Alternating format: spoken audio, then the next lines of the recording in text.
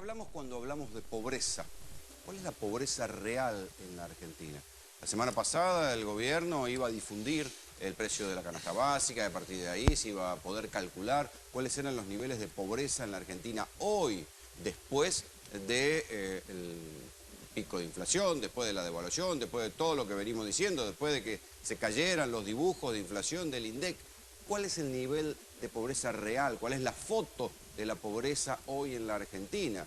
Ahí empieza el disenso entre los investigadores. Algunos dicen que ronda el 27, otros el 30, algunos llegan a hablar de un 36. Si estas cifras son reales, hay algunos que empiezan a decir, atención, sí, claro, es mejor que el 2001, pero se parece mucho a los 90 y entonces el debate se pone mucho más picante.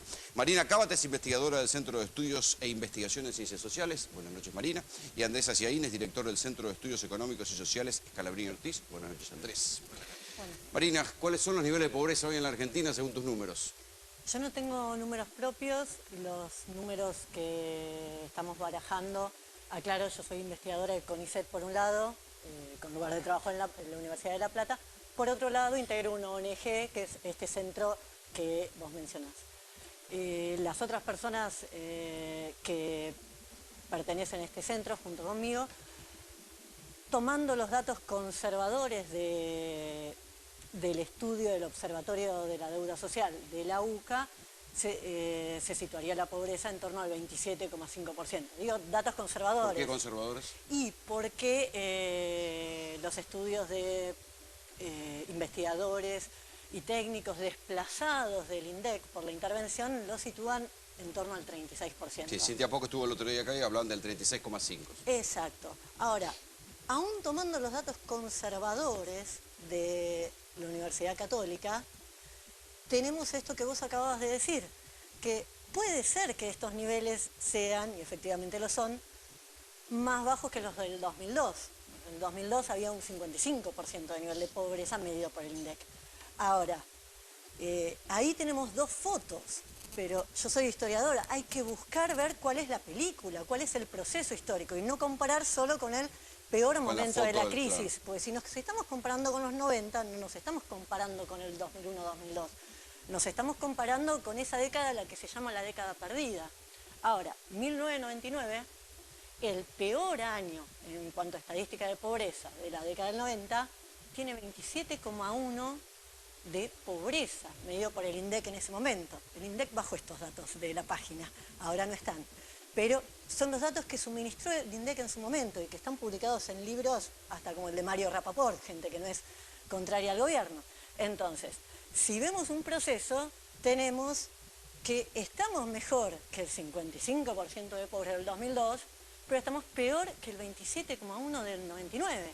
Y si vamos a profundizar, a hablar de tendencias históricas, en 1974 el nivel de pobreza era el 3,8%.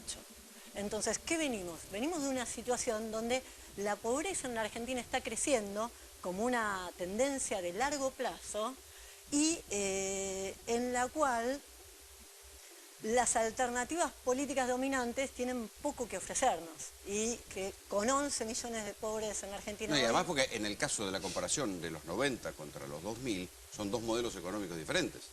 Uno abierto a las importaciones, otro cerrado. Digo, son dos modelos económicos por lo menos planteados como diferentes. Planteados discursivamente como diferentes. Sin embargo, la economía argentina se sigue sustentando en cuanto al comercio exterior en la exportación de bienes agrarios. Y sí cambiaron algunas cosas, pero no necesariamente para mejor desde el punto de vista de los asalariados. ¿Qué quiere decir? El ministro de Economía decía, ¿cómo puede aumentar la pobreza si cayó el desempleo?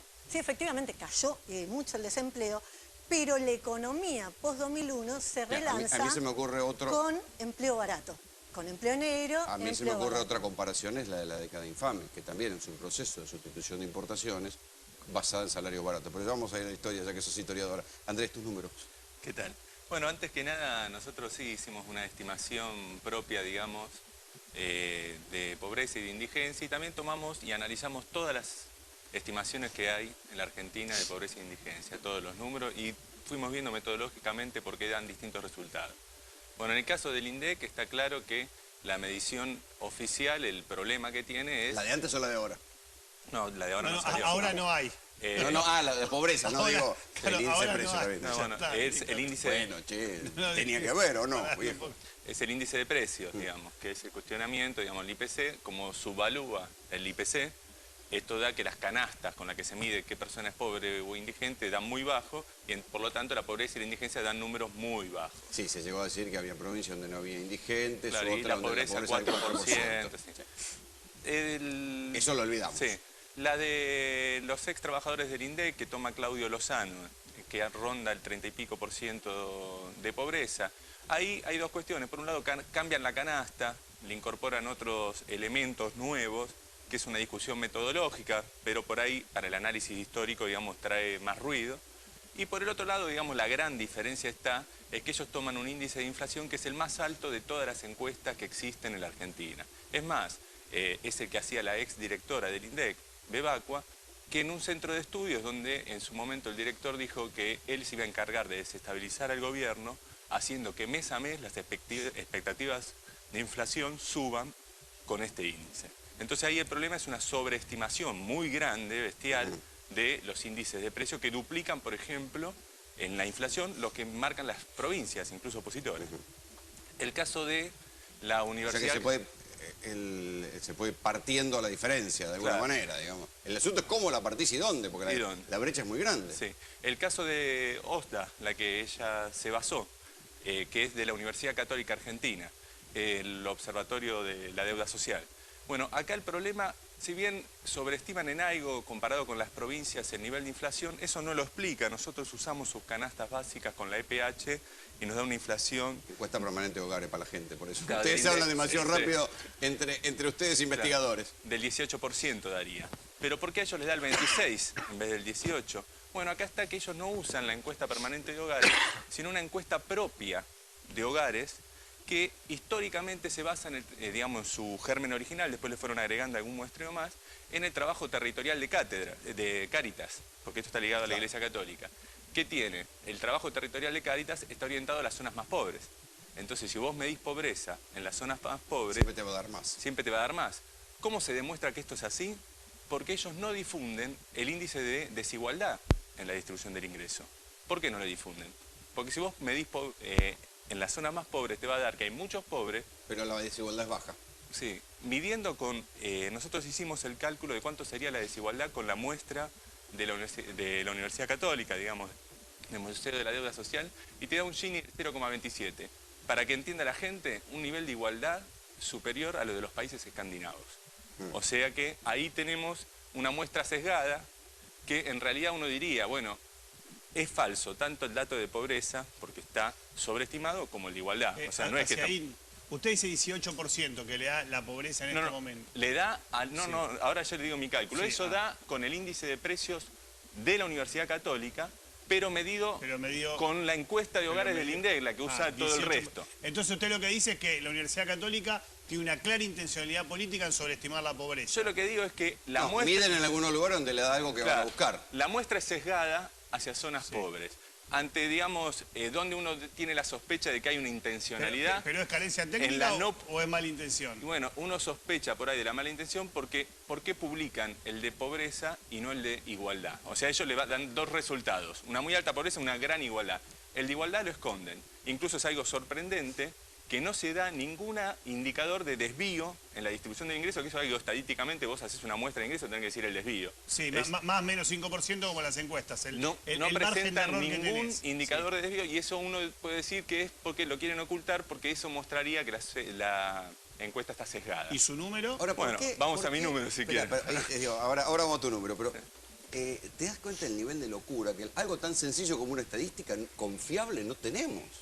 Después vienen las interpretaciones. Ahora viene la estadística. Vamos, se agrandó hacia ahí, vamos, a ver. Yo quiero revisarla con tiempo, pero... Bueno, ¿nosotros qué hicimos? Nosotros tomamos la encuesta de ingresos del INDEC, o sea, de los hogares, no tomamos una muestra propia, digamos, como hace la Universidad Católica, pero reemplazamos el índice de precios del INDEC por las estadísticas de precios de las provincias de variado signo político. Está Tierra del Fuego, Santa Fe, la ciudad de Buenos Aires, Neuquén, San Luis, o sea, muy variado, promediamos los índices de precio del consumidor y de precio de los alimentos y fuimos del 2006 en adelante aumentando la canasta básica y de canasta general de acuerdo a la inflación promedio de estas provincias.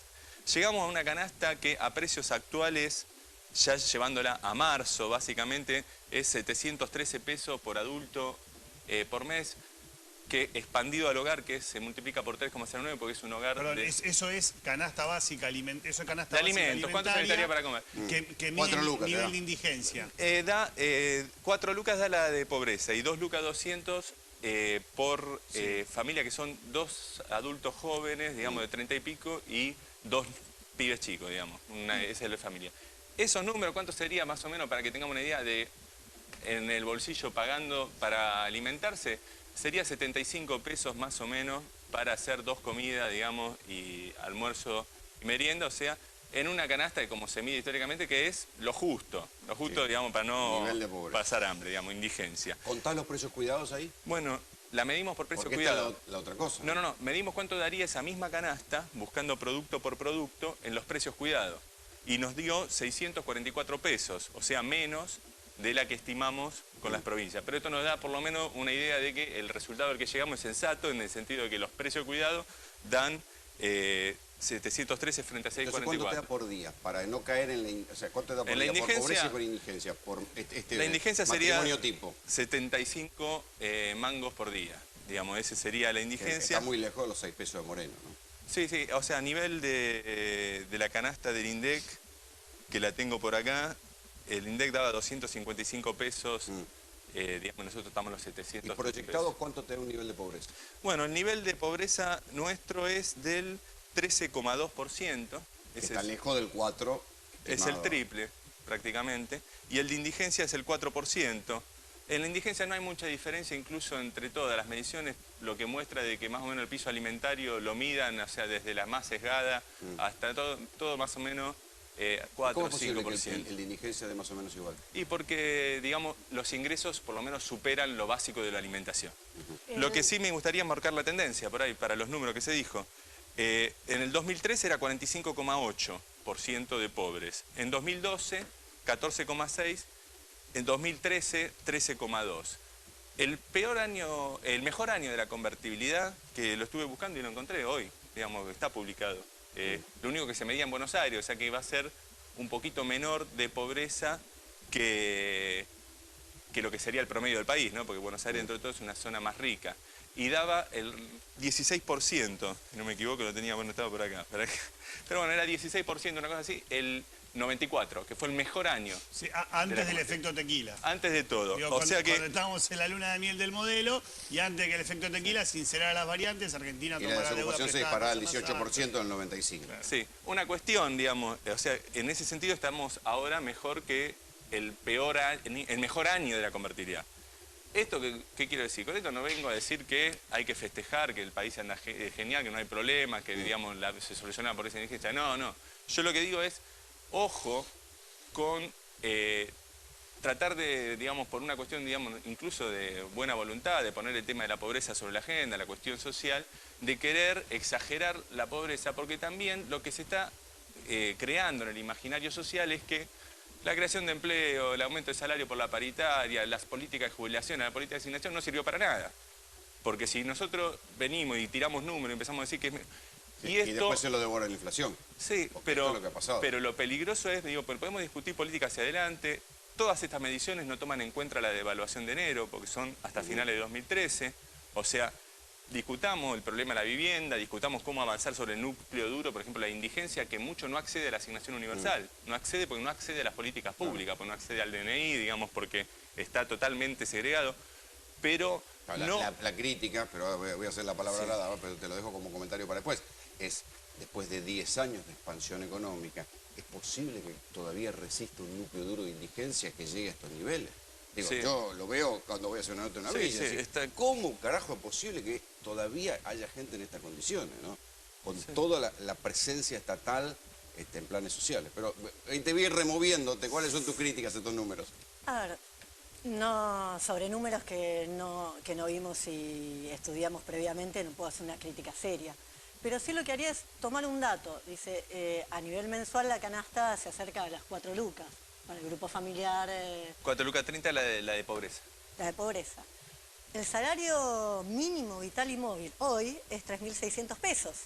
Hoy. Para el 2013, que era de 3.300.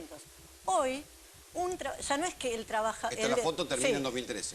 Sí, la canasta en 2013 era de 3.420 pesos. 2013. Hoy es 4 lucas. Estaba empatada al salario mínimo. No, 100 pesos abajo. Hoy empeoró. Está en 4 lucas y el salario básico en 3.600. ¿Qué quiere decir? Que ya no es que en Argentina el desocupado es pobre. Ya no se trata solamente de que el empleado en negro es pobre. Lo que ocurre es que el empleado en blanco, que en la familia tipo tienen un solo ingreso, que tiene el salario mínimo, es pobre también. Incluso con este dato más conservador que el de la UCA y que busca evitar tendencias políticas y evitar un dato desestabilizador. Entonces, incluso con este dato, yo después lo revisaría, pero incluso tomando este dato, sí, es público, el salario mínimo vital y móvil no alcanza a cubrir la canasta total. Una canasta total que este no es un problema de una medición, sino problemas de arrastre histórico, una canasta total que no calcula un costo en vivienda. O sea, es una asignación pendiente sobre todo de Capital y Gran Buenos Aires, ¿no? El déficit de vivienda. El déficit de vivienda hoy en día es todo el país. Se ha disparado los alquileres en todo el país, por eso hay tomas en todo el país, como hubo en Jujuy. Es un problema nacional, el problema de vivienda, y que afecta particularmente a los sectores más pobres, porque normalmente, ¿cuál es el sentido común? Bueno, es un problema de los sectores medios que tienen que alquilar. No, el que vive en la villa tiene que alquilar, y los alquileres de la villa, eso sí nosotros venimos proporcionalmente viviendo, son más caros que los de la y han de la clase media. aumentado más, en los últimos años han aumentado más los alquileres en inquilinatos y en las villas que los alquileres comunes en un departamento de quien tiene... Bueno, hay una canasta en la Ciudad Autónoma de Buenos Aires que da 10.000 pesos por... 8.000 pesos por familia, que toma como alquiler promedio 1.500 pesos. O sea, si ustedes consiguen un lugar para alquilar por 1.500 pesos en Capital Federal, avísenme, porque voy y lo alquilo. Ahora, Sí, cuesta una pieza en una villa. 1.000 Una pieza en una pesos, villa. cuesta con pero 6 eso mil toma por una pesos familia. Ahora, pregunta oficialista y opositora a la vez. Si tenemos tantos pobres, ¿por qué Cristina ganó las elecciones con el 54% de los votos? ¿O es que del 2011 hasta hoy todo se derrumbó en apenas un año y medio? No, bueno, ganó por esto que te digo. Pobreza 2003, 45,8, pobreza 2013, 13,2. O sea, nosotros podemos decir, es alto, siempre queremos mejorar, falta el problema de la vivienda, falta un ¿Y la montón de respuesta cosas. de la historiadora? Pero, digamos, se A ver, redujeron 32 la respuesta de los puntos dos. de pobreza.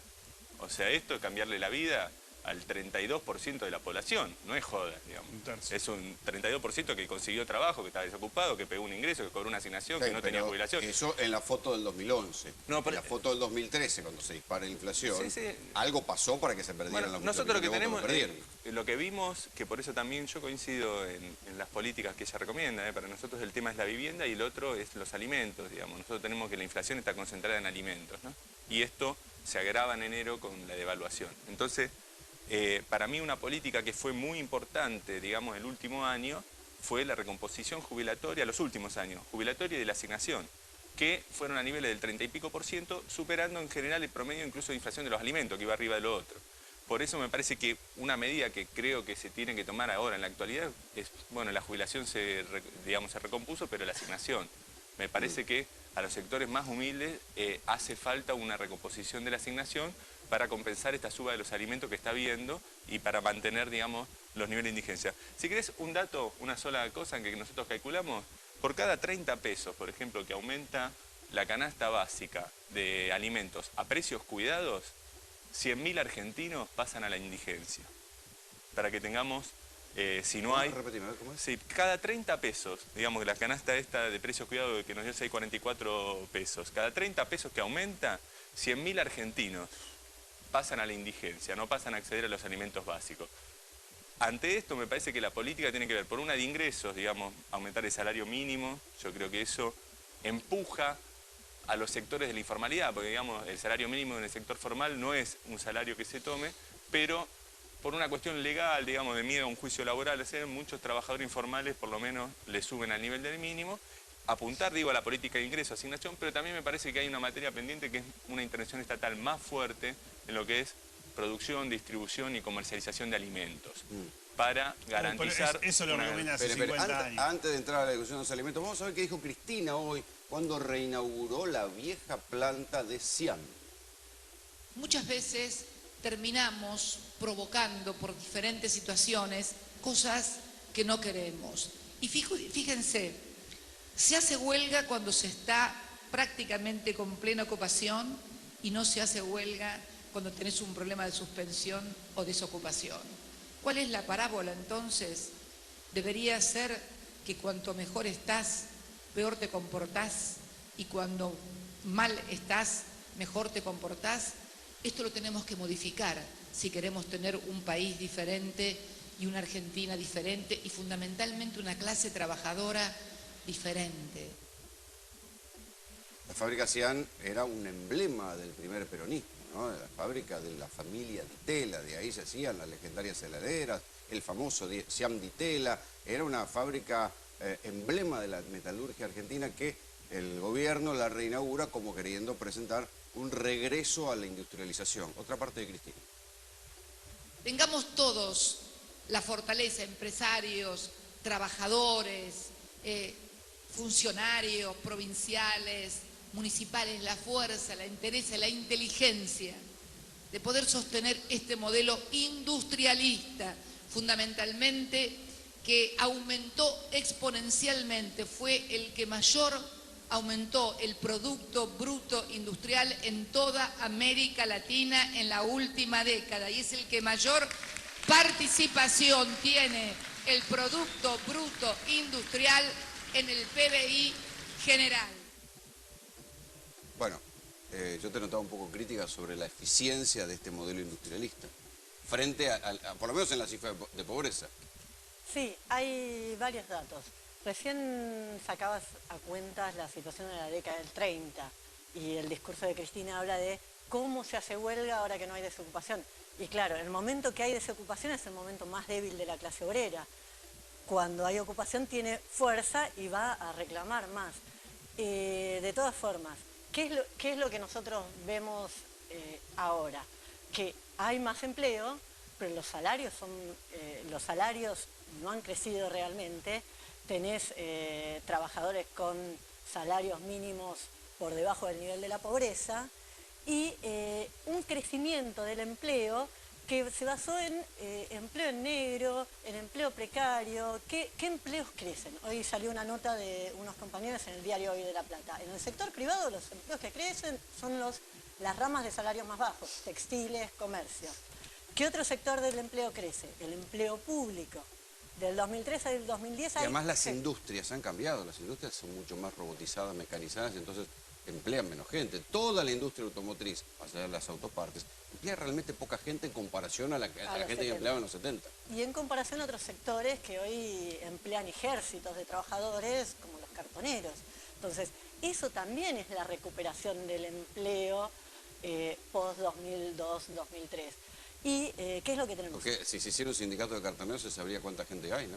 Sí, hay estimaciones. Hay estimaciones de cuánta gente. Hay organización de cartoneros, digamos. Cooperativas, pero si hiciera un relevamiento relevamiento de la cantidad de gente que hay reciclando basura. Se ha constituido una central de trabajadores de la economía popular, que junta a trabajadores cartoneros, campesinos rurales, varias instituciones. Están en proceso de organización, digamos, que yo creo que es un trabajo, el de los cartoneros, que en términos económicos es súper eficiente, porque si vos pensás el desperdicio que había de materiales que son reciclados, no solo en términos ecológicos, de que te ahorrás todo el gasto del SEAMSE, de la basura. Hay ciudades que se jactan de sus recicladores, como San Pablo. Hay países que importan basura por el valor que le agregan, digamos, y de los más ricos, digo, del norte. Por eso yo creo que los cartoneros, algunos, han logrado organizarse y han logrado incluso acceder a un salario digno con pago de obra social.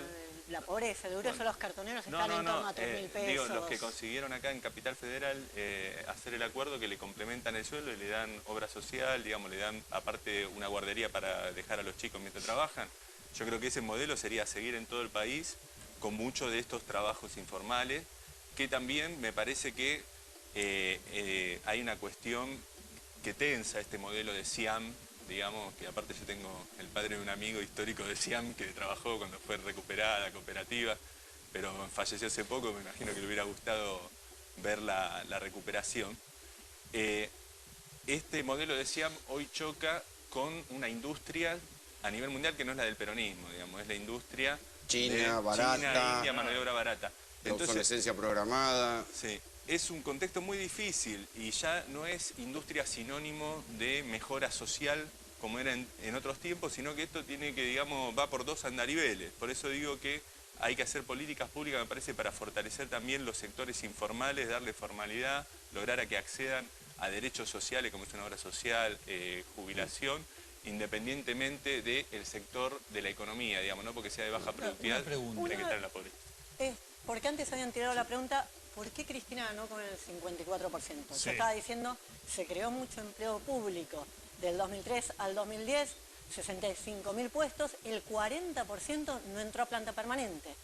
La parte más dinámica de ese empleo público es el empleo municipal, que no está en la ley de contrato de trabajo, o sea, no necesita legalmente ser pagado con el salario mínimo vital y móvil. Y cuando uno hace un cruce sobre qué provincias en esa elección histórica del 54% Cristina obtiene más votos, en qué provincias supera el 70%, son las provincias donde convergen dos variables: mayor cantidad de empleo en público, mayor cantidad de planes sociales. Entonces, ¿qué es lo que ocurre? Gente que estaba desempleada frente al 2002 está mejor. Gente que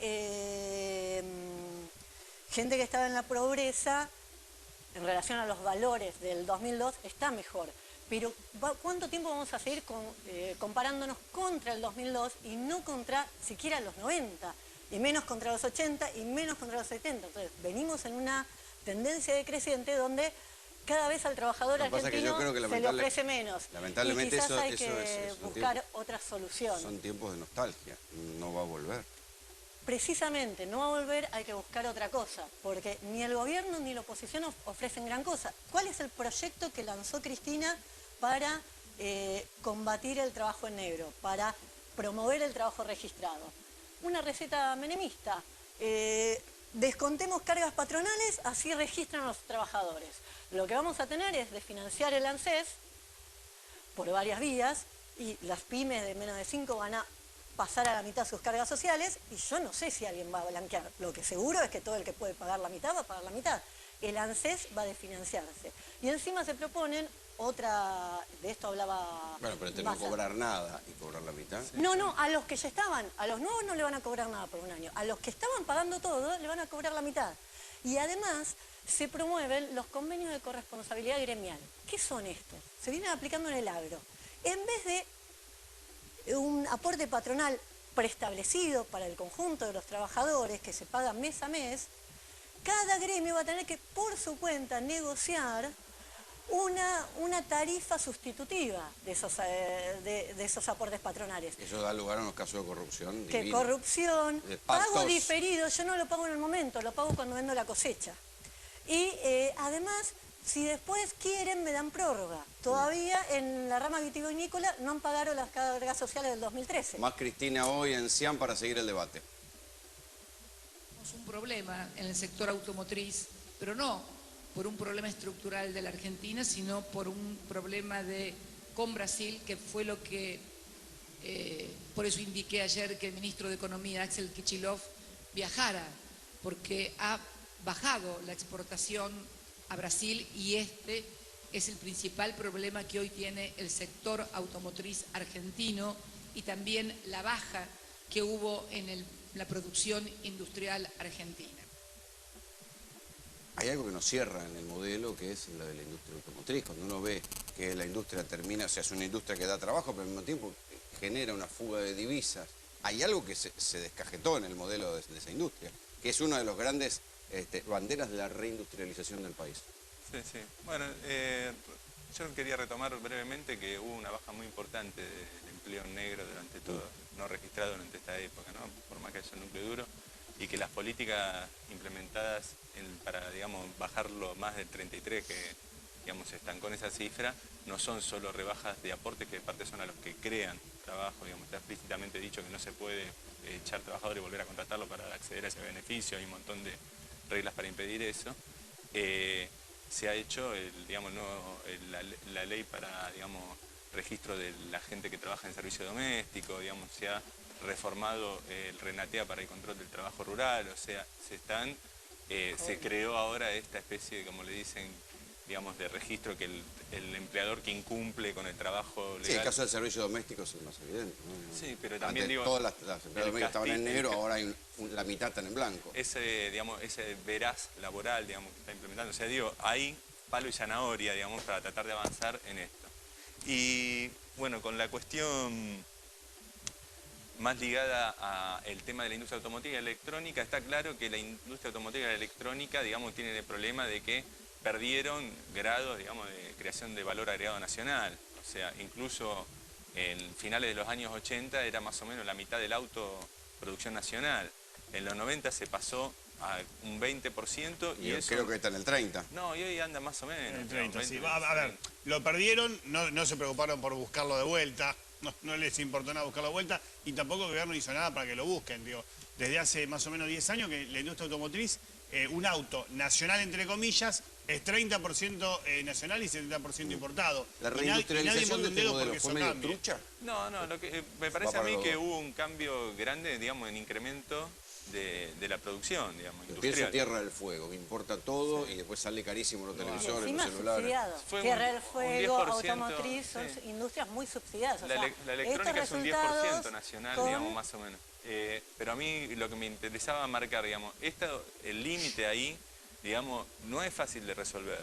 Porque, digamos, vamos a ponerlo en quiénes son los actores, digamos, para ponerle carne y hueso al debate económico. Vos tenés las terminales o las electrónicas, digamos, la manija de la venta final y el armado y la marca la tienen un grupo de multinacionales.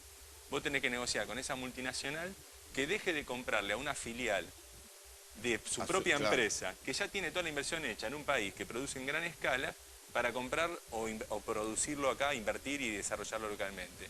Esa negociación no es fácil, digamos, lo que tenés para ofrecerle el mercado interno versus cuánto agregan o no. Lo ideal en ese debate, digo, porque esto es un problema que, digamos, trasciende a la Argentina, quiero decir, es el problema de la industrialización. Lo ideal en ese debate sería que la apuesta regional, no es lo mismo negociar con 40 millones de mercado que con todo el mercado regional. Pero ahí también es muy difícil porque también hay que decir que Brasil como economía, más que como líder de la región, termina siendo más el representante local, digamos, de intereses multinacionales. Entonces, eso me parece que también complica y creo que un punto grave para la industrialización sería que se firme el Tratado de Libre Comercio del Mercosur con la Unión Europea, que Brasil está presionando para que se firme, ¿no? ¿Tu cierre? La industria argentina siempre fue deudora del agro, fue en el peronismo clásico subsidiada por el agro y se sostiene sobre eso. No hay forma de relanzar la industria argentina y en este momento los distintos gobiernos, los distintos políticos nos ofrecen lo mismo. Massa acepta el proyecto de Cristina, pero diciendo la plata para subsidiar a las pymes que no salga del ANSES, que salga del Tesoro. ¿Y qué es el Tesoro argentino? La riqueza construida por los trabajadores. Va a salir igual de nuestro bolsillo. Vamos a seguir soportando estos niveles de pobreza y quizás, es verdad que es nostálgico volver al 74. Quizás hay que mirar para adelante y buscar otro sistema social, pensar en el socialismo.